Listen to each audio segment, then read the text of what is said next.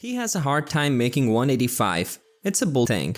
It's basically sanctioned cheating, said the commenter Joe Rogan on his podcast. Seems like Adesanya has to hurry back and rematch Alex Pereira and reclaim his title. Brendan Schaub says Alex Pereira could likely lose it to a strong wrestler. And later in today's video, Alex Pereira tells Israel Adesanya to stop making excuses and thank the referee for saving his life. Welcome back to our YouTube channel. This release will be a really exciting one, but before we continue with all the details, don't forget to like and subscribe to our YouTube channel for more interesting stories like this so you don't miss out. Thanks in advance. Joe Rogan describes Alex Pereira's weight loss as sanctioned cheating. The day Alex Pereira stepped into the ring and defeated Israel Adesanya at UFC 281, he posted a photo on his social media account which shows that the Brazilian has shredded some weight. Now, how does a Brazilian boxer make 185 pounds? By obviously losing more than 25 pounds to achieve that. The Potent, who was previously weighing 95.6 kgs, that is 211.4 pounds, that is 26.4 more than the middleweight championship limit,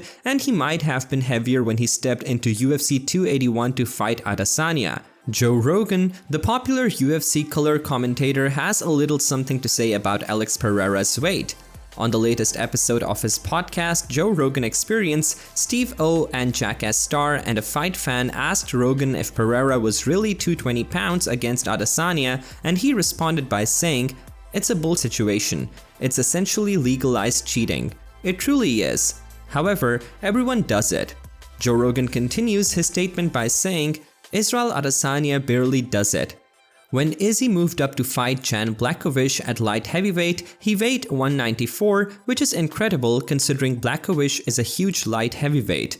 Blachowicz is huge and powerful." In the end, Rogan believes Pereira's drastic weight loss will be a hindrance. "He's so big for his weight class, which indeed wears you out," Rogan said. "It's a significant weight loss, and he'll have problems with wrestling because he's not a grappler. However, he's improving at grappling, but when Izzy takes you to the ground and controls you, that's not his forte either." Yeah, I mean, it's a bull thing. It's basically sanctioned cheating. It really is, but everybody does it. But Izzy barely does it. Well, when Izzy went up to fight Jan Blachowicz at light heavyweight, he weighed 194. At least on paper, Alex Pereira is one of the best kickboxers of all time. I still think Izzy is technically a better striker because Izzy is just he's so clever and sophisticated, and he doesn't have the kind of power that Pereira has. He's a monster. He really is a monster. And he's so big for the weight class, which really wears you out, that weight cut. That's a big weight cut. And with wrestling, he's going to have issues because he's not a grappler. That's not his forte. And he's getting better at grappling, but that was when Izzy takes you down and Izzy controls you on the ground, and that's not his forte either. The thing is, like, Pereira, like, his wrestling is going to be an issue.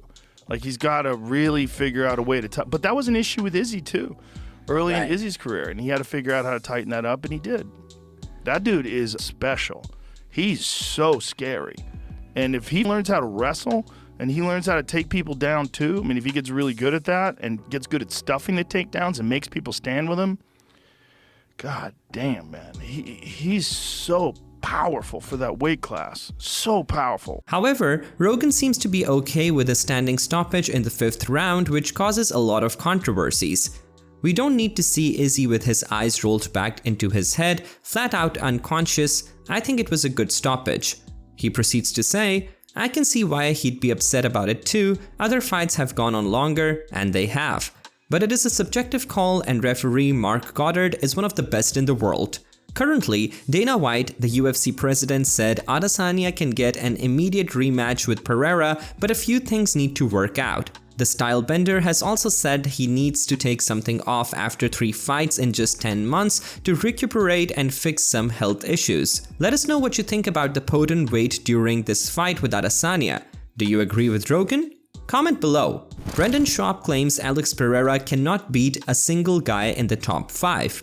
With his recent win over Israel Adesanya at UFC 28, Saturday, November 12, 2022, New York City, Alex Pereira topped the middleweight rankings as the 185-pound champion. Going further, he has also decided to make his pound-for-pound debut in the UFC pound-for-ranking list. After defeating the stylebender, Pereira was ranked number 8 for his performance in between Christ Oliveira and Aljamain Sterling. Many people are most likely to question Pereira's new position, given that the Poten is only 7-1 in MMA. A rumor brewing amongst fighters is that Pereira will most likely lose to the first half competent fighter he encounters. Former UFC heavyweight Brendan Schaub seemed to be one of those people that believed this rumor. I'm not taking anything from Pereira, but I don't think he beats a single guy in top 5. He states during a UFC 281 recap YouTube show on his channel. After seeing Izzy and Pereira's grappling and wrestling, I'm sure every guy in the top 5 is like, "Dear God, please give him to me." Those guys who can actually wrestle and have an arsenal of takedowns, chain wrestling, and jiu-jitsu higher than a blue belt are foaming at that to get their hands on Pereira. He continued by saying the UFC knows this and they're going to protect him, like Khamzat tweeted, "I will fight at 185, I will be the champion." If UFC wants Khamzat to be a superstar at 170 and 185, the next fight will be Khamzat versus Pereira. Again, I'm not taking anything away from Alex, but again, I don't think he beats a single guy in the top 5. Robert Whittaker's, after he saw Izzy and Alex's grappling and the wrestling, you know, I'm sure every guy in the top 5 is like, "Dear God, please give me that guy." Because for those guys that can actually wrestle and they actually, you know, have not just one takedown, but they have an arsenal and they have chain wrestling and they have jiu-jitsu higher than a blue belt, they're foaming at to get their hands on Alex Pereira. And the UFC knows this, and they're going to protect him. Like Khamzat tweeted out, was like, I'll fight at 85, I'll be your champ.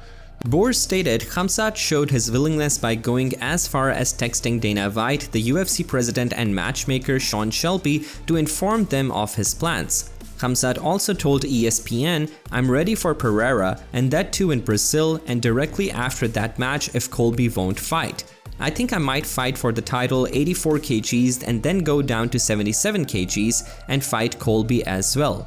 He continued by saying, "Who is fighting in Brazil? I don't understand. It is not that good of an event, so if they let us fight, it will be a big event." Schwab also proceeded to say Khamzat will beat the out of him.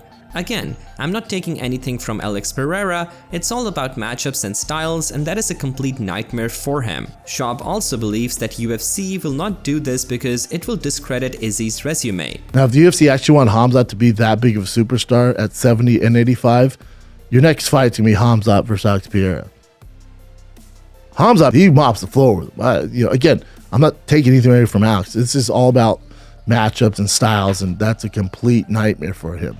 The UFC is not going to do that because then it discredits Izzy's kind of entire resume.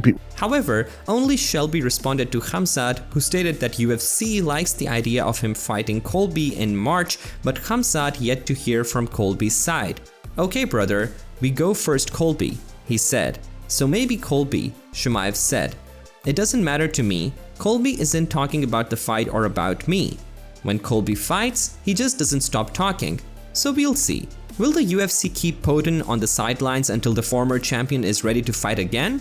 Or will the promotion put Schaub's theory to the test by putting Pereira against someone else in the top 5?